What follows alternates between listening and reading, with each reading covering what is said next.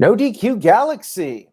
We are live with AEW Dynamite results for Wednesday, April the 6th, 2022. AEW Dynamite was in Boston, which I believe was the second location for Dynamite. Correct me if I'm wrong on that one. Really hot crowd tonight, and AEW had a loaded show. So without any further ado, let's go ahead and get started with this recap. And of course, a shout out as always to everybody watching, whether it's live or on demand. Thank you very much for your viewership and support. Much appreciated. We kicked off Dynamite with a first ever one-on-one encounter. Adam Cole Bebe up against Christian Cage. They fought on the outside early. Christian was thrown into the steps, and then Christian started to make a little bit of a comeback. He sent Cole over the top rope, jumped off the top to the outside, but he started selling his knee, and then back in the ring, things went back and forth between the two. There were dueling chants. Christian avoided the Panama Sunrise and the boom kick and hit the spear, but there was a kick out. Crowd gave them a standing ovation at this point. They did the AEW chant, and then Adam Cole with a little heel tactic, the eye poke with the referee distracted, used that and then hit the boom kick to score the 1-2-3 victory. Good match here to start off the show. And then afterwards, we had Red Dragon run down to the ring, but they were cut off by the Jurassic Express. There was a big brawl, and then the world champion, Hangman Adam Page, arrived, and Cole said he was not going to fight Page until he gets a title match.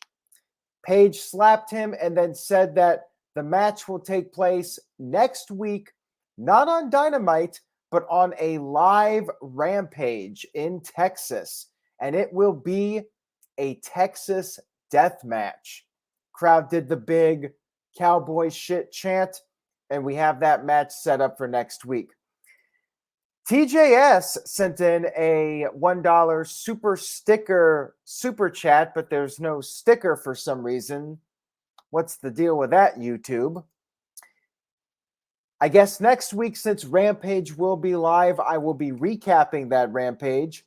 Make sure you guys check that out. It'll be after SmackDown and Rampage next week. YouTube.com/Aaron Rift NoDQ, in case any of you are watching this on Facebook or Twitter.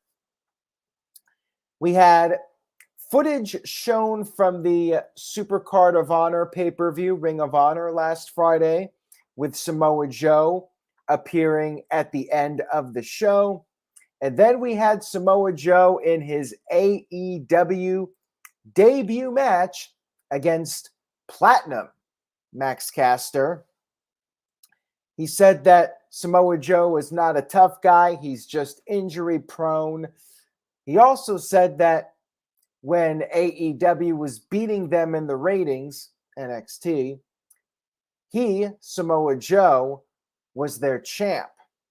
Now, I believe NXT had already moved to Tuesday, but that was the line that Max Caster came up with, and crowd still liked it. Anyways, this was basically a squash match. Caster was doing some trash talking. Samoa Joe headbutted him, beat the crap out of him, even did a dive to the outside onto Caster. Anthony Bowens provided a distraction on the outside of the ring. And the offense from Caster really did not last. It was very brief. Joe hit the muscle buster and picked up the victory. For some reason, StreamYard does not show the super stickers, but apparently if you're on YouTube, you did see a dumbbell super sticker. After the match was over, Jay Lethal and Sanjay Dutt, the two guys that were attacked by Joe at the Ring of Honor pay-per-view, They were on the Titantron. Lethal said he was trying to call Joe for several months for advice, but Joe never responded. And Lethal said Joe only answers to billionaires. He is the Samoan gold digger. Lethal and Sanjay Dutt teased that they would have a surprise for Joe on next week's Dynamite. I guess we'll see what that is. Nice debut here for Joe. I like Joe's music, by the way. I like his new entrance music, and the crowd was going nuts for him. Hopefully, he does not get injured again, and he has a pretty decent run in AEW. We had the announcement that this Friday on Rampage, Wheeler Yuta, the new Ring of Honor Pure Champion, will face Jon Moxley, and Bryan Danielson will face Trent Beretta. Looks like AEW, Tony Khan, they're trying to beef up Rampage a little bit and maybe get some more viewers. Regal said that Yuta has to impress Jon Moxley on Friday. He's impressed a lot of people, but he's got to impress the lunatic fringe, Jon Moxley. Oh, wait, wrong nickname. We had Shawn Spears versus Captain Shawn Dean. MJF was on commentary. Crowd was chanting Wardlow, and sure enough, Wardlow showed up. He beat up a bunch of security en route to the ringside area. MJF was very pissed off. He was yelling out, "Can somebody do their goddamn job?"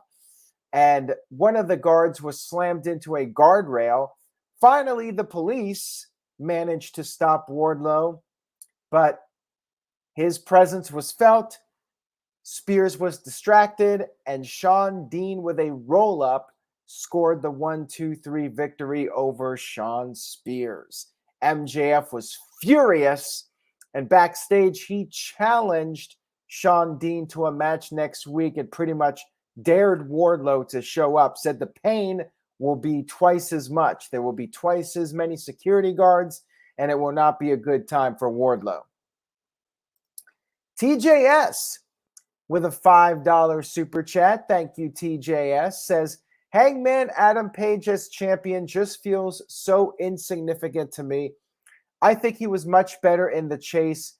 He feels bland and not like a major star. CM Punk needs the title.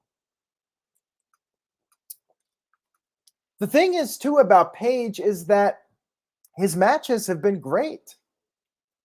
For whatever reason, though, he just doesn't feel like a world champion. I do agree with you on that, TJS. Not really sure what the problem is, but maybe it's the fact that he doesn't really have a week-to-week storyline where it's the focal point of the show. I think that's the issue. When you look at Roman Reigns, and some people knock that, Roman is always in a significant storyline every single week, and he's closing the show, or his storyline is clearly the main thing going on. I guess with AEW, they're trying to get everybody on the show and have everybody involved in something significant. Thus, at times, Adam Page's run feels a little less important than maybe it should. I could see both sides of the argument with that. We had the best friends backstage talking about the Rampage matches coming up, and there's friction between Trent Beretta and Wheeler Yuta. Trent called Yuta a scumbag and a traitor, and he shoved him. And you had that dissension between them. Chuck Taylor was trying to be the middleman. And Marcus the Entertainer brings up a good point that Adam Cole is not a strong enough story. And it feels like a filler storyline. You know, you got the next pay-per-view coming up, and basically right now it's like, well, we got to kill time until Double or Nothing. So Adam Cole is getting a rematch for the title after he already lost. We had Sammy Guevara in his only appearance on this show doing the commercial break deal with his signs, and Ty Conti was with him. He had a sign about America's Top Team calling them the Plop Team. What is he, John Cena with the poop jokes? Anyways, this was lame.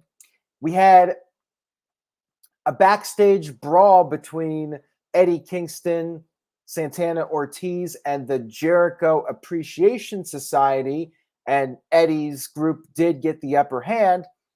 Eddie came down to the ring, called Jericho a two-faced coward, and issued a six-man tag team match challenge for next week's show.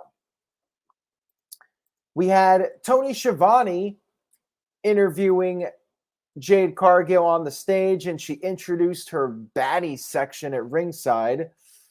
And she said that Marina Shafir is not a baddie, but rather trash.